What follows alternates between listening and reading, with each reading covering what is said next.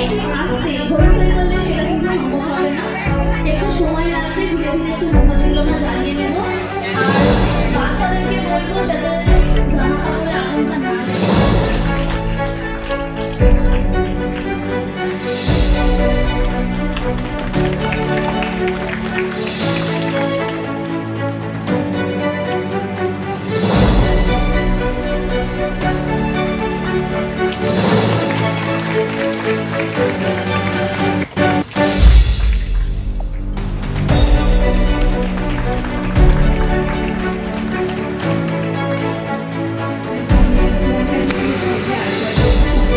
জীবিকা ডেভেলপমেন্ট সোসাইটির পক্ষ থেকে আমাদের চাইল্ড ম্যারেজ স্টপ করার জন্য, যাতে চাইল্ড ম্যারেজ ফ্রি ভারত আমরা তৈরি করতে পারি, তারই উদ্দেশ্যে এই চাইল্ড ম্যারেজের ক্যাম্পেইন।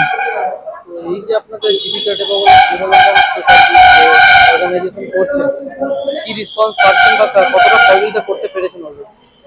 আমরা জীবিকা ডেভেলপমেন্ট সোসাইটির পক্ষ থেকে গত 2 বছর মানে 2022 থেকে আমরা কাজটা শুরু করেছি হাওড়া ডিস্ট্রিক্টে। এর আগে আমরা সাউথ চব্বিশ পরগনায় 1994 থেকে কাজ করছি। বর্তমানে আমরা হাওড়া ডিস্ট্রিক্টে চাইল্ড রাইটস নিয়ে কাজ করছি, যেখানে চাইল্ড ম্যারেজ বন্ধ করার জন্য আমরা চেষ্টা করছি প্রশাসনের সহায়তায়। তার পাশাপাশি চাইল্ড লেবার এবং সেক্সুয়াল অ্যাবিউজ যাতে কম হয়, তার জন্য আমরা প্রশাসনের সহযোগিতা নিয়ে এগিয়ে যাচ্ছি। এই পক্ষ থেকে আমরা বহু বাচ্চাকে আমরা এই চাইল্ড ম্যারেজ বন্ধ করার জন্য সহযোগিতা করতে পেরেছি। চাইল্ড ম্যারেজ থেকে এবং চাইল্ড ট্রাফিকিং থেকে রেস্কিউ করার জায়গায়ও আমরা সক্ষম হতে পেরেছি। আমরা এখানে 8টি ব্লক নিয়ে কাজ করছি, যেমন আপনার শ্যামপুর ব্লকে কাজ করছি, বাগনান ব্লকে কাজ করছি, জগৎবল্লভপুরে, পাঁচলা, এইসব জায়গাগুলোতে, উলুবেড়িয়া বর্তমানে, এইসব ব্লকগুলিতে আমরা কাজ করছি। এখানে আমরা প্রশাসন, পঞ্চায়েত, পুলিশ, এসপি এদেরকে নিয়ে বা এদের সহায়তায় আমরা এগিয়ে যাচ্ছি এবং আমরা চেষ্টা করছি যাতে প্রত্যেকটি গ্রাম, যাতে প্রথমত আমরা শুরু করেছিলাম 50টি গ্রাম নিয়ে, আপাতত আমরা 100টা গ্রামে কাজ করছি। এই উদ্দেশ্য নিয়েই যাতে আমাদের চাইল্ড ম্যারেজ ফ্রি গ্রাম বা চাইল্ড ম্যারেজ মুক্ত ভারত তৈরি হতে পারে, তারই উদ্দেশ্য নিয়ে আমরা এগিয়ে চলেছি। ভারতবাসীকে এই যে আপনাদের স্টেজ প্রোগ্রাম থেকে কি বার্তা রাখছেন? আমরা বার্তা রাখছি যে আমাদের এখানে উপস্থিত যে মহিলা সদস্যরা এসেছেন, তারা যাতে তাদের কন্যা শিশু এবং পুত্র শিশুকে সমান অধিকারের সাথে এগিয়ে নিয়ে যেতে পারে, তাদেরকে সমান সুযোগ করে দিতে পারে। সেখান থেকে কন্যা শিশুকে পিছিয়ে রাখা, তাদেরকে সুযোগ বঞ্চিত না করে অল্প বয়সে যাতে বিবাহ না দেন, সেক্ষেত্রে যাতে সরকারি সুযোগগুলো তারা গ্রহণ করেন, তাদের শিক্ষাদান করে তাদের যাতে স্বনির্ভরতার পথে এগিয়ে নিয়ে যেতে পারেন, এবং কোথাও না কোথাও যাদের 18 বছরের নিচে এবং ছেলেদের 21 বছরের নিচে নিজেদের পিতামাতারা যাতে সচেতন হন, প্রত্যেকটা গ্রামবাসী যাতে সচেতন হন, তাদের বিবাহ যাতে কম বয়সে না দেওয়া হয়। আগামী দিনে কি উদ্যোগ নেবেন? আগামী দিনে আমরা চেষ্টা করব আরো বৃহৎভাবে আমরা প্রশাসন স্তরকে আরো সচেতন করে এবং আমাদের গ্রামবাসীকে সচেতন করে প্রত্যেকটি মানব জাতিকে সচেতনতার পথে এগিয়ে নিয়ে যেতে পারবো, এবং যাতে প্রত্যেকটি শিশুও যাতে নিজেরা এগিয়ে যেতে পারে, কোথাও না কোথাও নিজেরা এই বাল্য বিবাহটার বিরুদ্ধে কথা বলতে পারে। আজকে ছোট শিশু বলে গুরুত্ব দেওয়া হয় না, কিন্তু আমরা চাইবো প্রত্যেকটি শিশুও যেন তাহলে তাদের নিজেদের মতামত এই বিবাহ সম্পর্কে তারা দিতে পারে, যে তারা কম বয়সে বিয়ে করবে না, তারা শিক্ষা নিয়ে এগিয়ে যাবে, নিজের পথে নিজে বড় হবে, নিজের মতো করে বিকশিত হবে।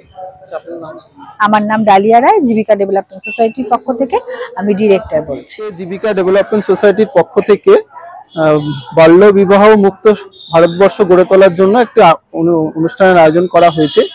আমি ধন্যবাদ জানাবো জীবিকা ডেভেলপমেন্ট সোসাইটিকে যে এত সুন্দর একটা অনুষ্ঠান আয়োজন করার জন্য।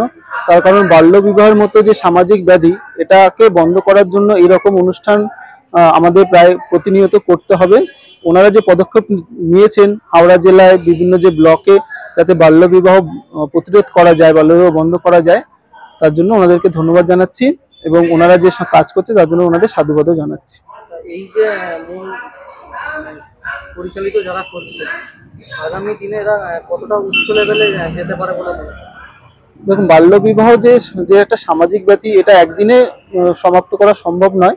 আমাদের ধীরে ধীরে পদক্ষেপ এগোতে হবে এবং এই যে সচেতনতার মাধ্যমেই আমাদের মানুষ যেদিন সচেতন হবে, সেদিনই এরকম একটা সমস্যার সমাধান আমরা খুঁজে পাবো। তো সেই কারণে দীর্ঘ আমাদের প্রচেষ্টা এবং এটা আমাদের দীর্ঘ পথ চলা। তো আজকে তার সূচনা হলো। এবং এরকম অনুষ্ঠান ওনারা আগামী দিনে আরো আয়োজন করবেন আশা রাখছি। এবং ওনারা বাল্যবিবাহের যে ঘটনাগুলো ওনাদের কাছে উঠে আসবে সেগুলো ওনারা প্রতিরোধ করবেন বিভিন্ন প্রশাসনের মাধ্যমে, প্রশাসনও ওনাদের সাথে থাকবেন এই আশা রাখছি। যে জীবিকা ডেভেলপমেন্ট সোসাইটি যারা অর্গানাইজ করলো, এই অর্গানাইজটা কেমন ঠিকঠাক হয়েছে বলে মনে হয়? হ্যাঁ, আমি খুব ভালো লেগেছে আজকের অনুষ্ঠানটা, তার জন্য জীবিকা ডেভেলপমেন্টকে ধন্যবাদ জানাই আজকে আমাকে এখানে নিমন্ত্রণ করার জন্য এবং আমন্ত্রণ জানানোর জন্য। খুব ভালো অনুষ্ঠান ওনারা আয়োজন করেছেন, যে সমস্ত অভিভাবক বা ছোট ছোট শিশুরা এসেছিলেন, আশা করি আজকের অনুষ্ঠানের মাধ্যমে ওনারাও সচেতন হয়ে ফিরবেন বাড়িতে এবং ওনাদের মাধ্যমে ওনাদের আশেপাশে সমাজের অন্যান্যরাও সচেতন হবেন এই বিষয়ে। নামটা জানতে চাই।